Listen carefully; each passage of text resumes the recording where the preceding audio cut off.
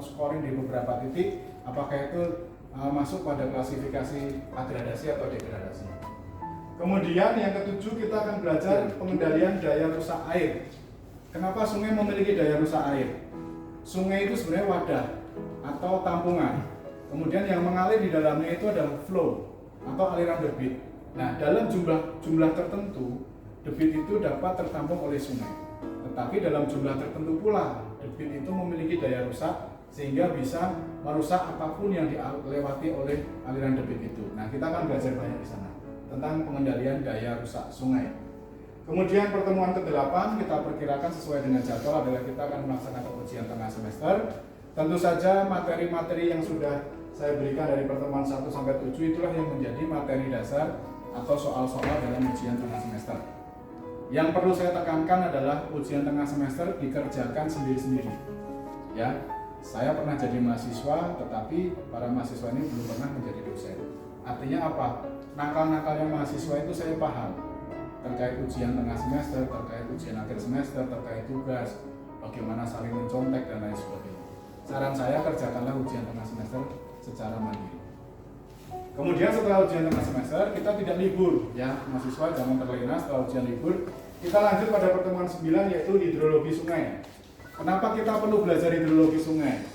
Sungai itu terdapat aliran air sungai itu berasal dari mana? Tentu saja berasal dari daerah tangkapan airnya. Kemudian bagaimana menghitung jumlah air yang ada dalam daerah tangkapan air yang berasal dari hujan, kemudian berasal dari mata air dan lain sebagainya. Kita akan belajar di pertemuan ke-9 tentang hidrologi sungai. Kemudian hidrometri sungai. Nah, ketika air hujan yang turun kemudian mengalir masuk ke dalam sungai, maka terjadilah pola aliran di dalam badan sungai. Disitulah kita belajar secara lebih detail tentang hidrometri sungai. Kemudian hidrolika sungai, bagaimana karakteristik aliran sungai? Apakah dia dengan sungai dengan kemiringan tertentu, dia mengalir seperti apa? Sungai dengan meander yang berliku-liku mengalirnya seperti apa? Sungai yang flat dia akan mengalir seperti apa? Kita akan belajar banyak pada pertemuan itu. Kemudian di sela-sela pertemuan 11 dan 13 akan ada tugas kedua.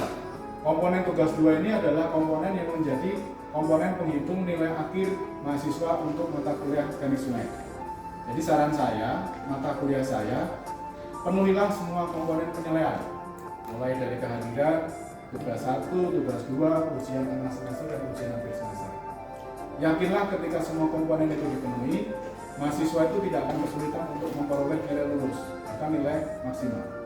Tetapi jangan sekali-sekali dengan saya, kuliah tidak pernah, tugas tidak pernah mengerjakan, tidak pernah mengumpulkan, ujian tengah semester tidak hadir, tidak ikut, tiba-tiba di ujian akhir semester ikut, lalu meminta lulus. Itu tidak mungkin bagi saya. Maka menurut saya, ikutilah komponen-komponen, penuhilah komponen-komponen penilaian itu sehingga nilai akhir itu bisa mendapat nilai yang maksimal. Kemudian pada pertemuan ke-13, kita akan belajar bagaimana upaya perbaikan sungai.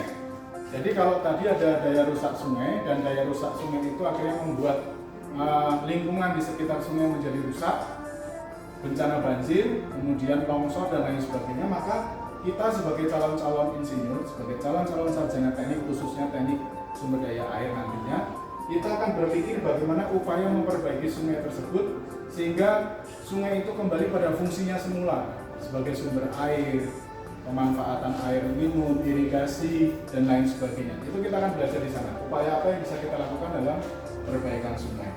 Kemudian dalam upaya perbaikan sungai itu ada bermacam-macam jenis bangunan sungai yang bisa kita pelajari, yang bisa kita rencanakan.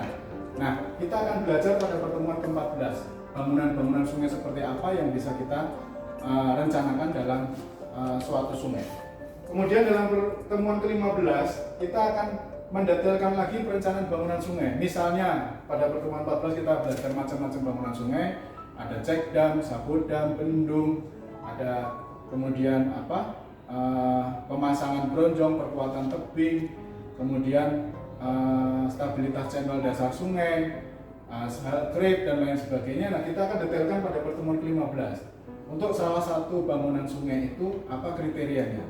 Apa syarat-syarat parameter yang harus dipenuhi sehingga kita dapat merencanakan secara utuh mulai dari kegiatan survei, investigasi, analisis, perhitungan sampai dengan penyusunan rencana anggaran biaya, spesifikasi teknis dan lain sebagainya terkait salah satu bangunan sungai. Nah, di akhir pertemuan ke-16 sesuai dengan jadwal akademik kita, maka kita akan melakukan ujian akhir semester. Nah, tentu saja materi ujian akhir semester adalah materi yang sudah saya sampaikan dari materi yang pertama sampai dengan ke-15. Jangan khawatir, semua materi akan saya berikan. Kemudian soal-soal yang ada di ujian akhir semester pasti saya ambil dari 15 materi tersebut. Kalau ada soal di ujian akhir semester yang tidak terdapat pada materi yang saya berikan, saya anggap nomor soal tersebut adalah bonus. Nah, itu yang perlu diingat kawan-kawan mahasiswa. Jadi dengan kita belajar ini, harapan saya mahasiswa sekalian menjadi lebih terbuka.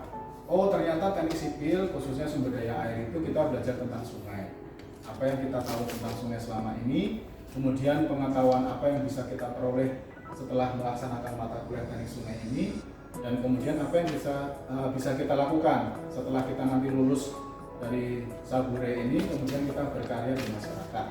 Ketika kita mendapatkan tugas sebagai konsultan, kontraktor, pengawas atau sebagai dinas pekerjaan umum, kementerian pekerjaan umum dan lain sebagainya yang terkait dengan sungai, kita menjadi lebih paham bagaimana memperlakukan sungai, bagaimana mengelola sungai, dan bagaimana memberikan pemahaman dan pembelajaran kepada masyarakat terkait pola hidup masyarakat agar selaras dengan pengelolaan sungai di sekitar kita.